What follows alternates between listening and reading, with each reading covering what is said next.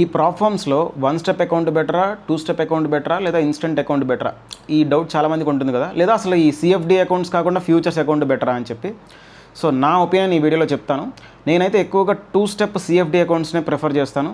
దానికి first reason వచ్చేసరికి ఎక్కువ రూల్స్ ఉండవు.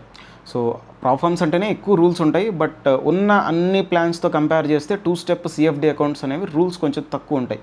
ప్లస్ టూ స్టెప్ ఈ సిఎఫ్డి అకౌంట్ ఫండెడ్ అకౌంట్ వచ్చాక సో దాంట్లో ఉన్నన్ని బెనిఫిట్స్ మిగతా అకౌంట్స్ ఎక్కడ కూడా నాకు పెద్ద అనిపించదు. బికాజ్ వన్ స్టెప్లో కానీ ఈ ఇన్స్టెంట్ అకౌంట్స్లో కానీ చూడండి, ఈ కన్సిస్టెన్సీ రూల్ ఉంటుంది, ప్లస్ లెవరేజ్ తక్కువ ఉంటుంది అండ్ డ్రాడౌన్ తక్కువ ఉంటుంది. ఈవెన్ 10,000 అకౌంట్కి టూ స్టెప్లో మనకి 10% డ్రాడౌన్ ఉంటే వన్ స్టెప్లో మాత్రం 6% అట్లా ఉంటాయి. ఇవన్నీ నాకు కొంచెం ఇంకా స్ట్రిక్ట్ రూల్స్గా అనిపిస్తాయి. సో మనం మనీ మేక్ చేయడానికి అంత ఫేవరబుల్గా అనిపించక నేను వాటిని ఎక్కువ ప్రిఫర్ చేయను, వన్ స్టెప్ని కానీ ఇన్స్టెంట్ అకౌంట్స్ కానీ. అండ్ ఈ ఫ్యూచర్స్ అకౌంట్స్కి వస్తే మాత్రం నేను దాన్ని రెండు రీజన్స్ వల్ల నేను ఎక్కువ ప్రిఫర్ చేయను ఫ్యూచర్స్ని. ఫస్ట్ది వచ్చేసరికి నేను ఎక్కువగా మెటాడేటా ప్లాట్ఫామ్కి అలవాటు పడ్డాను. అండ్ దాంట్లో నేను ఒకవేళ ఏదైనా పనిలో ఉన్నా సరే నేను ఏదైతే స్ట్రాటజీని నా బాట్ లాగా నేను తయారు చేసుకున్నాను, నేను డైరెక్ట్గా దాన్ని కనెక్ట్ చేయొచ్చు. ఆల్మోస్ట్ ఈరోజు అన్ని కంపెనీస్ ఈ బాట్ ట్రేడింగ్ని అలౌ చేస్తున్నాయి, ప్రాప్ forms.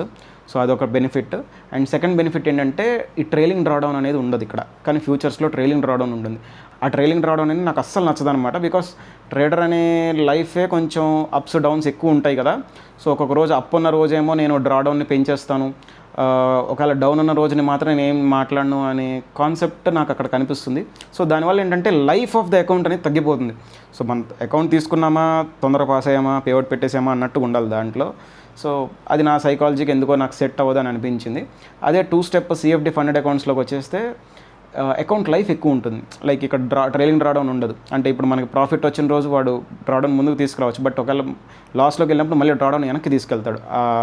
End of the day drawdown అనేది ఉంటుంది. అక్కడైతే అట్లా ఉండదు, డైరెక్ట్ ట్రైలింగ్ డ్రాడౌన్ ఉంటుంది. సో అది నాకు కొంచెం సెట్ అవ్వదు అనిపించింది. అందుకని ఫ్యూచర్స్ కంటే నేను ఎక్కువ సిఎఫ్డీస్నే ప్రిఫర్ చేస్తాను. అండ్ ఫ్యూచర్స్లో ఈ ప్లాట్ఫామ్స్ కూడా ఒక్కొక్కదానికి ఒక్కొక్కటి ఉంటాయి, బట్ నాకు ఎందుకో వాటికంటే కూడా కొంచెం మెటాడేటా 5 నాకు బాగా అలవాటు అయ్యేసరికి ఎక్కువ మెటాడేటా 5 బెటర్ అనిపించింది.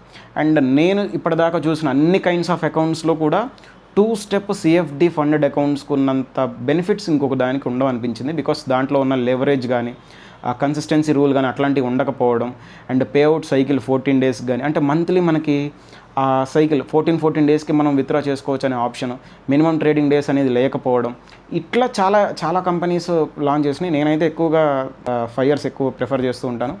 సో మీ ఒపీనియన్ ప్రకారం మీకు ఎటువంటి కైండ్స్ ఆఫ్ అకౌంట్స్ అయితే బాగా అలవాటు అయినాయి, అండ్ మీకు ఎటువంటి కైండ్స్ ఆఫ్ అకౌంట్స్ బెస్ట్ అనిపించినాయో కూడా కింద కమెంట్ సెక్షన్లో తెలియజేయండి.